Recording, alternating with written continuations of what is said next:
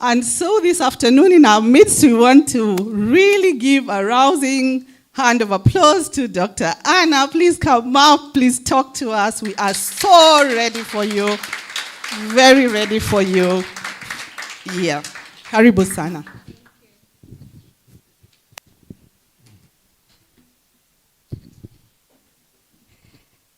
Good afternoon. Hey, I'm not feeling the energy. Good afternoon. The reason I need the energy is because this afternoon we'll be talking in megawatts. So, fully energized presentation. So we're going to learn the what, the how, and why geothermal. So I welcome you to this presentation about geothermal energy generation. And I work for KenGen, and you shall see how KenGen has brought geothermal energy to life. So this will be the outline of the presentation. I'll talk about KenGen, our strategy, from where we were to our growth, our impact, and then our future. So you'll be able to see what we are doing now and what we're going to do in the future. So just an introduction. So this map here is the one that drives us. What do you see? Darkness in Africa, yeah? So is it right when we are called the dark continent? You can see we have only 40% of the population in Africa have access to electricity. 645 million people lack access. Yeah? Except the tips of Africa over there, North African countries, here South Africa, West Africa, the rest of it is dark. So, but we are doing well around Kenya, you can see us. Yeah? So this is what is motivating KenGen to just provide electricity for Kenya and the region. And you'll see how we are planning to, what we are doing about it. So I'm here to talk about geothermal energy, and this is the energy that is God-given, found below the subsurface, in the ground. Basically, if you can use in general terms, you can say geothermal is everywhere, everywhere. But now, how do we economically get to it? So here in Kenya, we are lucky because you've heard about Rift Valley, right? So the Rift Valley is where we're able to access these resources economically. And why the Rift Valley? Because from the Red Sea all the way to Mozambique, we have this geological structure called the East African Rift. So this is where our continent, Africa, is breaking apart. One side, the Nubian plate is moving in one direction, and the Somali plate is moving in the other direction. So eventually, in some geological timescale of some millions of years, so don't get worried, we'll have an ocean right inside of the Rift Valley. So because this continent is breaking apart, we have things called magma very close to the surface. And this magma is heating up groundwater. Yeah? Oh, you can see my cursor. So right there you can see you have a heat source close to the surface, and you have groundwater interacting with those hot rocks because of conduction, and then the storage of steam. Then people called geoscientists come and do surface exploration and integrate their results, and they identify areas to drill. So it's like putting a straw into the ground so that you can access the steam, which is at high pressure. I'm sure all of you have heard about the pressure cooker. Similar situation when you remove the small cap. So that is harnessed, taken to a separator. The steam is channeled to a power plant and runs a turbine at high speed, which is connected to a generator, makes electricity that is channeled directly to the grid. So that is geothermal energy. And to show you that, I hope this video will play, to just explain what I have just explained to you. So you have magma close to the surface. It's hitting the surrounding rock or the rock above it. and the groundwater is heated up into steam. Then we carefully drill into the ground. Here we do between 2,200 meters to 3 kilometers. So we drill into the subsurface with a casing that is a liner that allows that hot fluid to get into the casing, into a separator. The steam, which is we call the dry steam, 99.9% dry, is channeled to a power plant and connected to a turbine. The turbine is connected to a generator. And then you make electricity, which is channeled to the grid and to the user. So what about the fluid? Because we are left with the fluid that was left at the separator and also at the power plant. It is taken back into the ground at the same depth so that it can recharge the reservoir. So that is what makes geothermal energy renewable. So the cycle keeps going. So that is how we sustainably manage our geothermal reservoirs. And this is a map showing us where these resources, geothermal resources, are around our continent. And you see several countries from the north all the way to the south.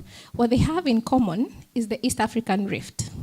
So Kenya, we are the only country in Africa that have managed to successfully utilize geothermal power for electricity generation. So currently, we are very close to the gigawatt club.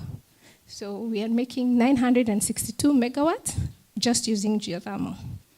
The second country that is following us is Ethiopia. So their geothermal installed capacity is 7.2 megawatts. Then all the other ones are prospects. No megawatt yet to the grid. So you can see we have Djibouti, Sudan, Malawi, Zambia, Eritrea, Burundi, Uganda, DR Congo, Tanzania, Rwanda, Mozambique.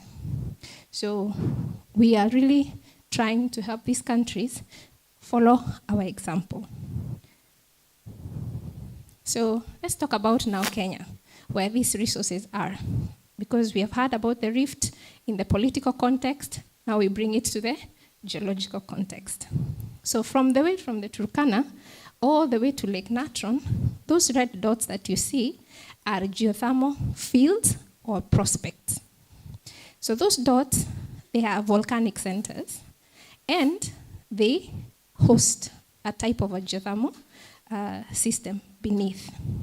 So of those red dots there, we only have Olkaria. I'm sure you've heard about Olkaria, and you've heard about Eburu.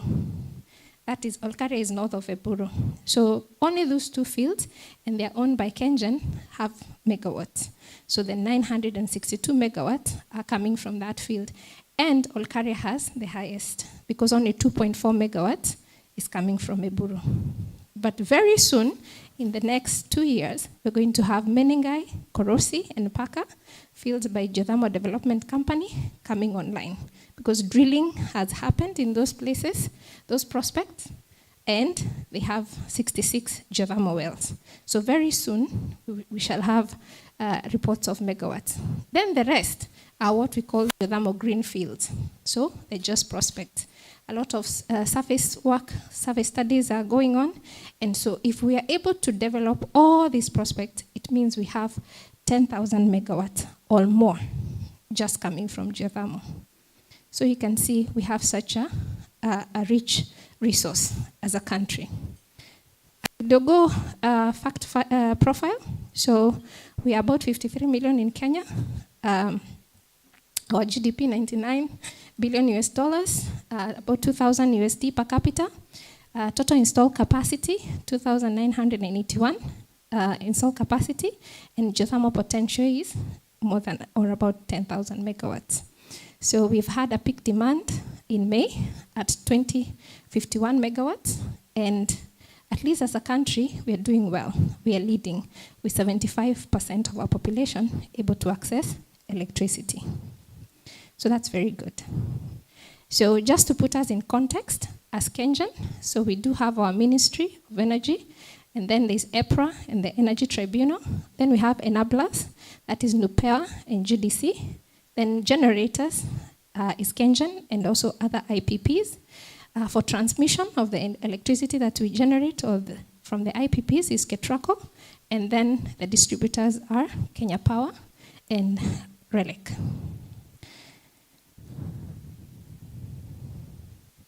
So having just a close-up of our generation mix, so you can see that the majority of the electricity consumed in Kenya, 40%, is coming from geothermal, followed by 30% hydros and 12% wind, 2% solar and imports. So the electricity from thermal or the dirty sources is about 9%. So you can see, as a country, we're doing very well, that our country, we're generating or we're consuming energy that is basically green. And this is what we'd like to continue. Energy is central.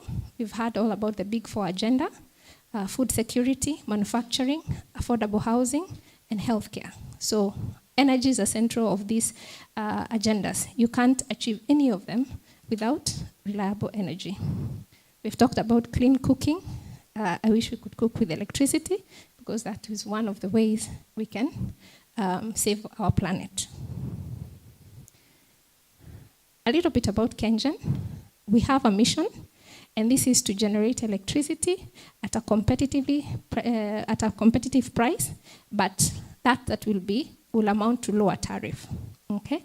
We still want to be the market leader, as we are, but the energy we produce should be affordable. We have values: team spirit, integrity, professionalism, and a safety culture, and we want to continue being a market leader and produce a product that is affordable to everybody. So far, from all our sources, we are generating 1,904 megawatts installed capacity, about 70% market share, 2,500 employees, a turnover of about $45.3 billion, 70% government owned. The rumors we might change that shareholding, but we shall wait and see. And we've been around for 67 years. And currently we are the #1 consultant in geothermal in Africa. Our installed capacity, 44% of the energy that we generate is from hydros at 826 megawatts, followed closely by geothermal, 799 megawatts, and about 1% from the wind, and 13% from the thermal, the dirty fuels. So we can see that more than 80%, 86% of what we generate is green. We do have a way we run our business profitably. We want to, by 2025, have 2,500 megawatts in the grid.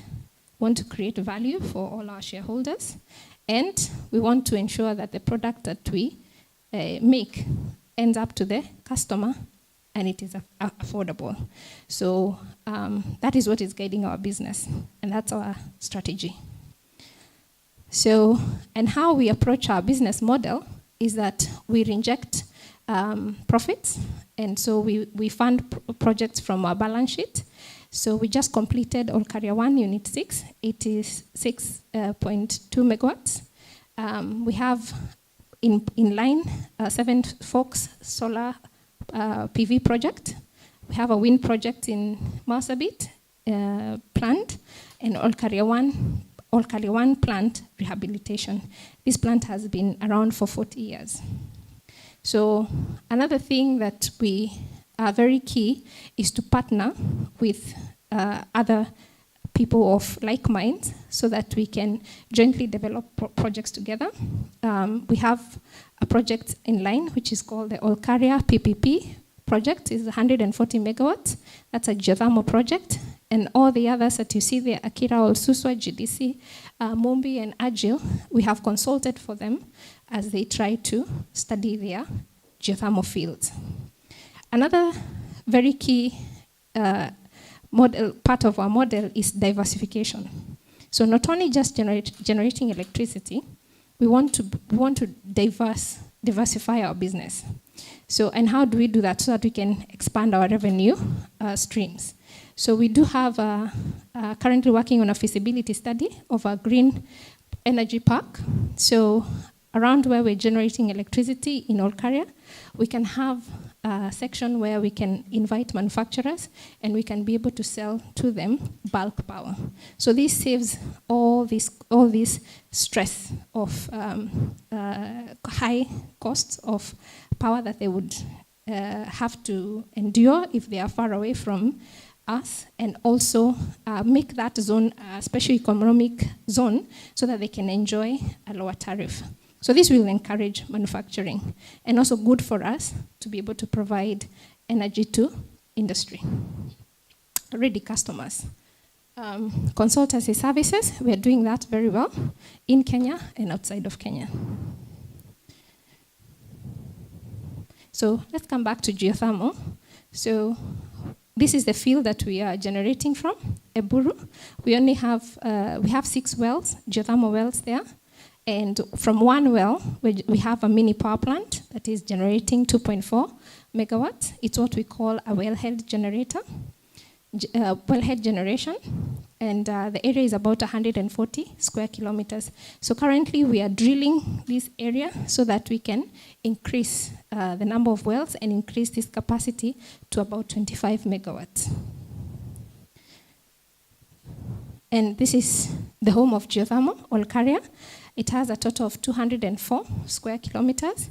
We have more than 320 geothermal wells drilled, and we have 2 deep drilling well rigs that go 3 kilometers into the ground, and they can also do directional drilling. And from this field, we are doing 796.6 megawatts installed capacity. It is only the home, it's also the home of geothermal spa in Africa. The other one is in Iceland. So plan to visit Naivasha and enjoy this spa experience. Within this field, we have also pioneered what we call the wellhead generation technology, which we are going to talk about a bit later. So this is how Olkaria came to being. Yeah? So in the 1950s, some wells were drilled, 3 of them. 1950, there was a well, 1960, and 1973. The first 2 wells were disastrous, so put on the project on hold. Then from 1973, you can see they started increasing to 3 wells, 74. And like that until around 1988, where we had more than 10 wells drilled in 89 and 90. Then it was a steady climb, but around 2008, 2009, then we got accelerated drilling, and between these years, between 2008 to present, you can see we have really, really increased the number of wells and hence the number of megawatts that we have reported. So if you look at this graph, what can it tell you? It tells you that the resource was always there, but because geothermal is capital intensive, it means that there was not much funding. But when the funding came, you're able to achieve the megawatts. And so this is what we're encouraging also other countries and also the other people who are owning the geothermal licenses to not be afraid. You do it afraid, and you reap the benefits of the megawatts. So this field, Olkaria, has one of the biggest wells in the world, where you have one well having more than 18 megawatts. That is OW38, or well 38. You have well 52 and well 921, which has 30 megawatts. That picture is exactly what happens when you open the wells and discharge them. You do have to discharge them because for a period of 6 months, you have to carry out tests to characterize each well, and then you know how you're going to connect it to a power plant. So these wells are super, and by striking such wells, we have been able to save $54 million from that project. So I had people talking about Hawaii. This is the kind of money that will, as an employee, you do that. You should take it to Hawaii, yeah? Yes. So, so with this, we are able to really reduce the number of wells that we have to do for a particular power plant. So this is the journey. Olkaria 1 was commissioned fully in 1985, although 1981 we had 15 megawatts. So, and that was 45 megawatts. Then by 2010 we had the Olkaria 2 power plant, which did 105, and cumulatively that brought us to 150 megawatts. Then in 2014, we commissioned the 300 megawatt projects of Olkaria 4 and Olkaria 1 additional units. And so that brought us to 450 after injecting the 300 megawatts. Then we pioneered the wellhead technology, which injected 83.3 megawatts by 2017. And we had Olkaria 5, 172 megawatts in 2019. And that brought us to 713 megawatts. And just a few months ago, we were able to commission Olkaria 6 additional unit. Olkaria 1 additional unit 6, 86 megawatts that brought us to 799 megawatts. So this technology called wellhead generation, what used to happen before, you'd have to drill a number of wells. As you can see from here, you need 300 megawatts to put up a power plant. So that means you have to drill wells, leave them sitting as you wait to cumulatively come up with that number so that then you can find funding to then build a power plant. So this lag period there can wait 10 years. So in a boardroom, they decided, what can we do? Because we have the resource, but we have capped it as we wait. So some of the wells, like 914, is 27 megawatts. Can it have its own power plant by itself? Yes. And it was designed, and there you go. It was put up and connected to the grid. So we did that for other wells, and that's a cumulative of 83.3 megawatts. Now, the beauty with this kind of power plants, you can move them from a well. Maybe you want to connect this to a power plant, then you can move that to another region. So it gives you the early generation benefit. You can see you're repaying back your investment. So it's also a quick installation and low capital costs. So that is how now we were able to pioneer that and have those megawatts in the grid. And that is what we're encouraging others to do. If you get a well, you can put up a small power plant as you wait. So you have heard that we were number 8 as of 2021, producing 876 megawatts. And currently we are number 7, just about 1 or 2 megawatts to overtake Mexico and become number 6, which we are going to do in a short while. So, yeah, this is quite commendable for us, and because Kenyan, judicial, are government, so walk with your head up high, knowing that you also did it, right? And so, as we said, from the map up here that is green, these are the countries that are leading us. They all get their resource from plate boundaries, yeah, where you can economically get the resource. So America, United States, is leading with about 3.7 megawatts. Indonesia, Philippines, Turkey, New Zealand, and Mexico, they're just ahead of us. So our ambition is to get into the gigawatt club, which we will in the next 2 years or 3 years. So our impact. So as Nora was saying in the morning, that we don't just do projects, we want also to have an impact. Look around and see what else can you do apart from just achieving your objective, getting your profits. So what else can you do? So by just bringing in these geothermal projects, we have been able to earn money from carbon credits.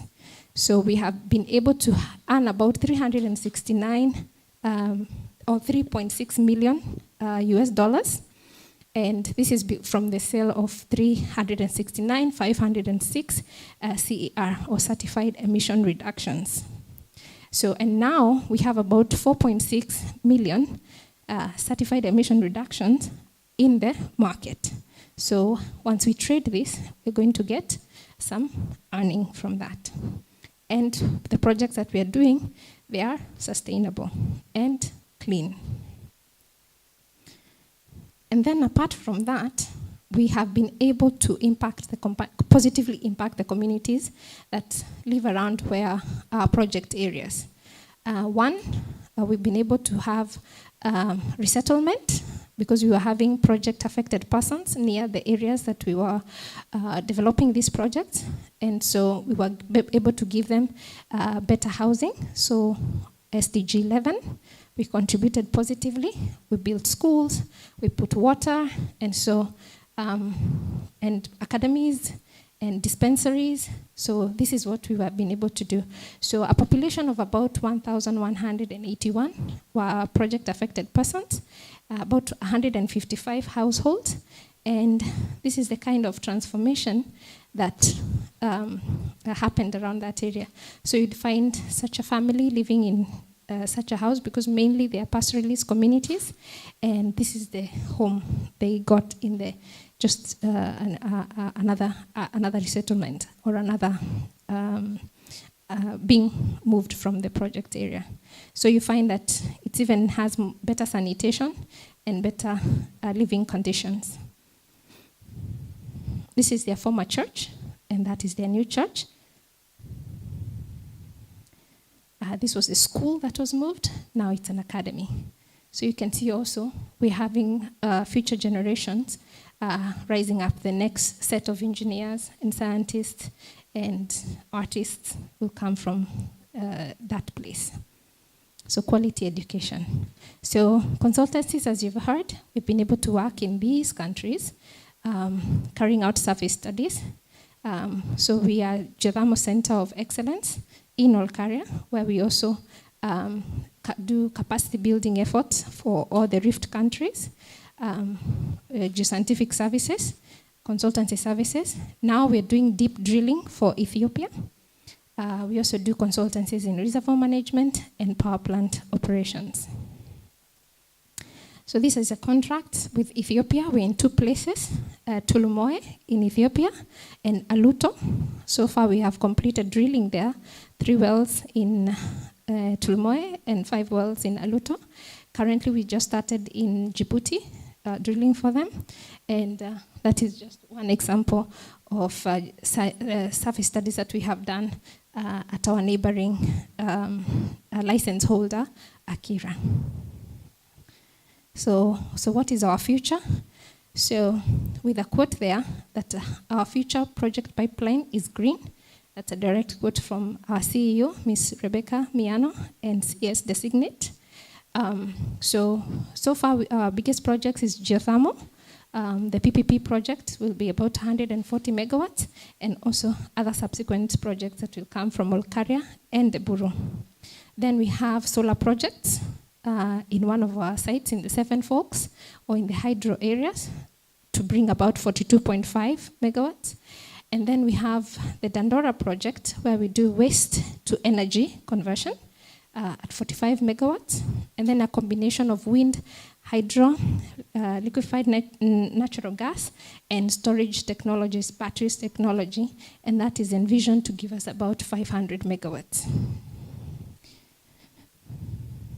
So another area that of interest is in storage of energy that we generate, so or even mineral extraction from the brines. We have geothermal brines after we extract the steam from the ground. So we are currently doing a research to see are there any economic minerals that could be in the brine. So in this case, our minerals of interest is lithium. So that's an ongoing pilot project that we have. We want also to convert all our fleet to be electric. So we have installed a solar charging station in Naivasha and also in Nairobi. And we're looking forward in the next few years, 2 years, to convert our fleet to electric. So we'll also be the consumers of the energy that we generate. So that will help us reduce emissions to the atmosphere in our mobility. And also, not just for us as KenGen, we want to play a part in the country by having charging stations within the country, so that if you buy an electric vehicle, then you can find a place that is convenient to you for charging your vehicle. So another project that is on the pipeline is green hydrogen, and this is within the energy park to have a fertilizer manufacturing plant generating green hydrogen and then ammonia of the fertilizer. So that is online, and this will be in one of the areas that we have identified to have the energy park, because it requires bulk electricity, so we can be able to provide that. So that is coming soon. So the future is green, and it should be more green as we go forward.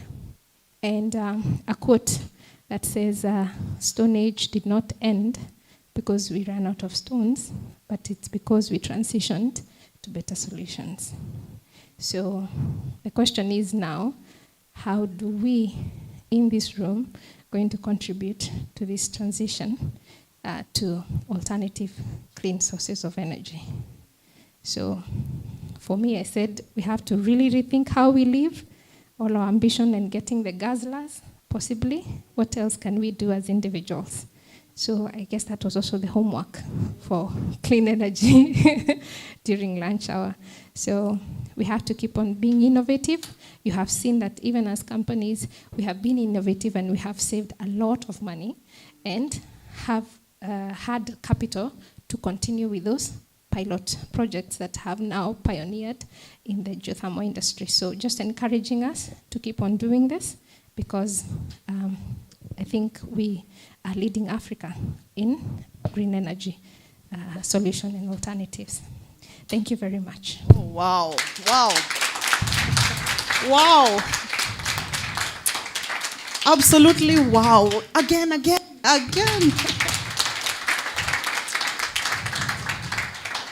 What do we say, Dr. Anna? We've been waiting for this. Yeah. What excellence. What hope. We are doing amazing things. You know, sometimes we don't know just how great we are. Aren't we great? We are doing great and marvelous things. Yes. Yes. Mm. And you have shown us this afternoon just how far we have gone and how far we can go. And together in collaboration, we can go. Yes. And you've challenged us just now, what can we do, us as individuals? One person at a time. Yes. So fantastic. Anna is in the room with us. Let's take questions for her. I'm sure you have questions for her, comments, and then we can pick it up from there. There's a question there.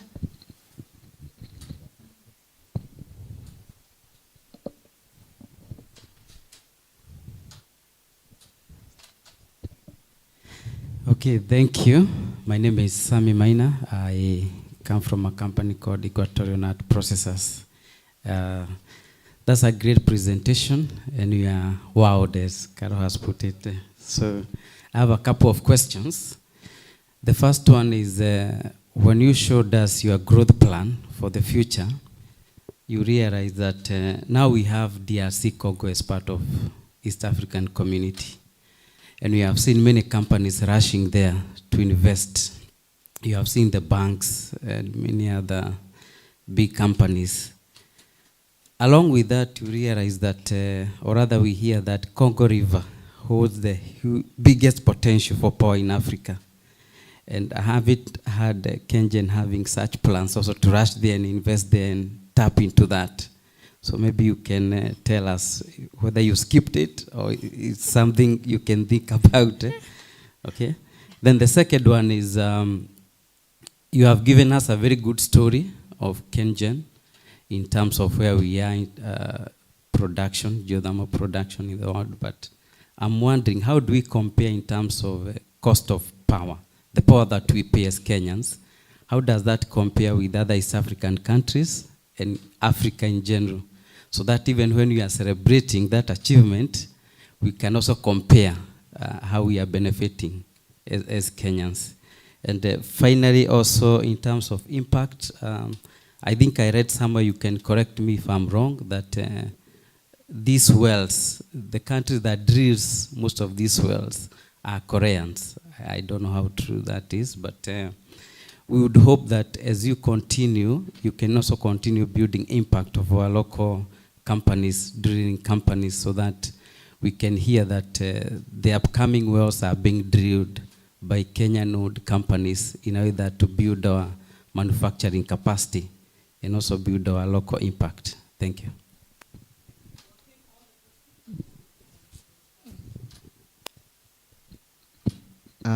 Thank you very much. That's a wonderful, educative presentation. My name is Benson from Renewable World. Allow me just to ask this question. It might be like of a layman's person. I think on your strategy, business strategy, you said, yes, you are there to make sure stakeholders get their money investment, and also you are customer centric, whereby you endeavor to make sure that the tariffs are down. I am aware geothermal is green, and I love it when you say we are going to do these wells, we are going to add these wells. Just make me clap, because I didn't clap when you said you were moving ahead of Mexico. I think everyone clapped, but my mind was still stuck behind, like, what is happening? Because in the bill currently we are buying for the electricity, like the one I bought, I just checked here, just bought it the other day, just for 300 shillings. 107 shillings was fuel energy charge. I assume this is just the normal diesel we put to the generator somewhere there. And I know in hydro, sometimes you match with generators to generate this energy. If we have more than what we use, where is the problem? Where is the challenge? And because now it's from KenGen, I don't know, these are held by Kenya Power, happened to be in Turkana town, I think 2 years ago. There are 2 generators there. I know it's an off-grid town. There are 2 generators there. Maybe let me speak for the people. They're very irritating. They produce a lot of smoke. Maybe it wasn't good. So maybe you can respond to that. Why do we have a lot of energy charge here rather than us just using the renewable energy and our lives becomes cheap? Yeah, thank you.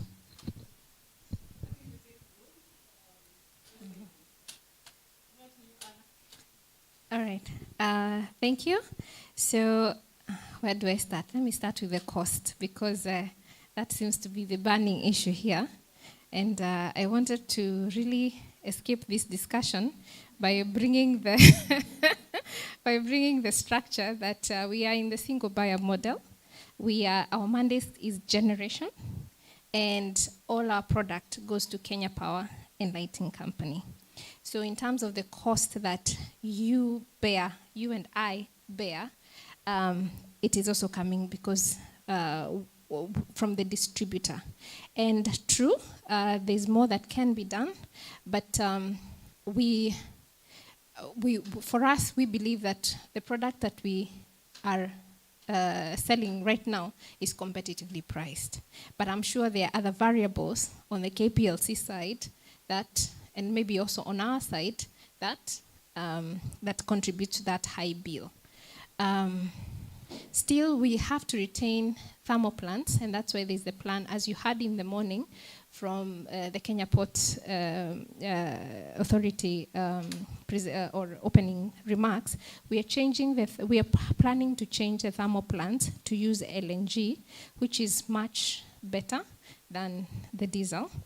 And also, the reason why we retain the thermal plants is because of the grid stabilization. In case there's a blackout, we need thermal plants available so that they can help us bring back the base load back online. So they also play a very big role in the grid stabilization, but we're trying to make them a bit more green by using LNG. And I believe we've also decommissioned one of the plants. So sometimes it's a hard decision to make, because noise versus the development, people need electricity to also grow. So there's that trade-off. But I believe when we grow as a country, and that's why the county governments are also present, so that we can ensure that some of this power is able to reach even to the last mile. So yes, there's a lot to be done within the industry. And for us, we are doing our very best so that the product that we are releasing as the generators is going to ensure that those prices to the end user will not be hiked up. Yeah. So the other thing was drilling companies. The reason why we purchased rigs is because we never had that kind of capability. First, drilling in a geothermal environment is not the same as drilling in the oil and gas. It's very different because of the regime, the heat. So we needed special rigs, which we had to import, and they have saved us a lot of expenses that could have occurred if we were having a drilling contract with a foreigner or another company. So owning our own rigs has really brought down the cost of drilling, which we really always look forward to reducing. Now, another innovation that we came up with in Olkaria, because you see we are drilling deep wells at 3 kilometers to access the resource sustainably. You'd notice that you'll need every vertical well everywhere. So we also did our surface studies very well, and we were able to place well pads in positions whereby you could access from the same pad different drilling directions to a maximum of 4. The rigs can drill almost horizontally to access the resource in 360 degrees. So that really saves us the cost on mobilization of the rig and also sustainability of the resource, because you're not drilling, poking holes everywhere. So it helped us understand our reservoir very well. So our reservoir management was also top-notch, and reducing the costs on drilling or on saving on time. Yeah. If we have more capacity, we have the rigs right now in Ethiopia because of our experience, and I believe that's why we were contracted to go to Ethiopia and drill for them, because we are now experts in this field. So it's young people, yeah, very, very young people that are doing this job. So we're creating that employment and that capacity within our young generation. So yeah, pay us a visit, and you'll see that we are really, really trying to ensure that we're building our people, and as much as that, bringing the resource to the people in terms of electricity. Congo. We may not have made noise about it, but we were in Congo. I was part of the team that went to DR Congo, and we're in talks with them because we have been encouraging these countries for a while so that they can join us. There was a trade mission that was organized by Equity, and we were part of that delegation that went to Congo to try and discuss how we can access that market and collaborate. Kenya being successful in energy, other areas like banking and other sectors. So we were there to find these opportunities, and we were there right on time. And we are still trying to find a good way to penetrate that market. Yeah. Absolutely fantastic, isn't it? Yes, a round of applause for Dr. Anna. Do we have any online inquiries? Anybody online with a question? Yes. All right. Okay, go ahead. My name is Mohammed. Hi, Mohammed. Thank you, Dr. Anne, for your presentation. But my concern is about the impact you are bringing to the pastoral communities. I have seen that you build schools and hospitals, but these people are pastoralists, and they are moving from one place to another. Maybe, do you have any plans of having maybe the mobile clinics and also the mobile schools like that? So let me say this. The project affected persons is true, mainly were pastoralists. we work very closely with the community, and everything that they received, especially for that project, was in consultation, 100% consultation with them, because we were there just to facilitate them. So they would give us their point of view, we would discuss, then would come to a consensus. And so what you find today is a sustainable community that is living very well with us, the company that is exploiting the resources there. Every other time we are providing buses. You can see where the place is called the Rapland. So there's always a bus there to bring in the children to schools or bring the people to the market. So we have quite a wonderful relationship with the community. And they also contribute immensely in our success, because there's nothing like local knowledge. And we use that to do our development. And we have found very important, we have made very important decisions using the local knowledge also.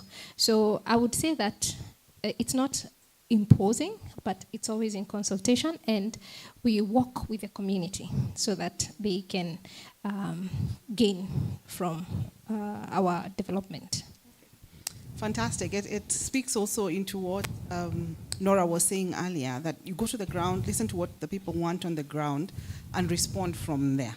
Yes. So that consultation and the inclusion of the local community is just a great, great strategy. It's a sustainable strategy, actually. And let me add, on the 2,500 employees that are part of Kengen, many of them also are coming from those communities. Okay. So, creating employment. It's a mutually beneficial relationship. Right. You need to add SDG 8 here, decent work and economic growth. Yes. I didn't see it. Yes. And you have just mentioned it. Yes. So in your presentation, do add it. I will add it there. Yeah. Yes. I have been so inspired by the things you've said. Africa is no longer the dark continent. We have refused that labeling. We are bringing light, and we are bringing life, and we are bringing health, and we are bringing all sorts of good things. And this project that you're on is just an epitomization of that. And so thank you for that presentation. We are heading to the G Club. That club. Yes, call us to celebrate when we reach there. 2-3 years is not a long time. There was someone who was saying I didn't make him clap. I think he needs to clap loudest. He needs to clap the loudest. Because standing ovation. we have reduced the number of blackouts and rationing, right, in the last few years. So please give us a hand. Oh yes, there we go. Let's join him as he claps. Yeah. Thank you. Thank you so very much. Yeah. Thank you, Anna. You have inspired us. You need to be speaking on bigger platforms than this. We need to invite you again and again. We need to hear these things. Many times we have a very dispirited view of this country. In fact, many times people tell us that we Kenyans don't know how great we are. Have you heard people saying that? And that when other countries are describing us, we're wondering, are you talking about us? Today we are confirming that we are talking about us. Thank you for that. Asante sana, Dr. Anna. Let's give her a round of applause. We have loved this. Yes. Absolutely. Absolutely. And allow me to invite them, all of you, and others online. Please pay a visit to Olkaria and enjoy the natural spa. Come with a swimming pool costume and enjoy the nice spa experience. Yes. That's why you are glowing like this? Yes. This is all right. Ladies in the house, even gentlemen in the house. Yes, there are only two. So one is here in Naivasha, the other one is in Iceland. So which one is more accessible? Closer access. Here we are.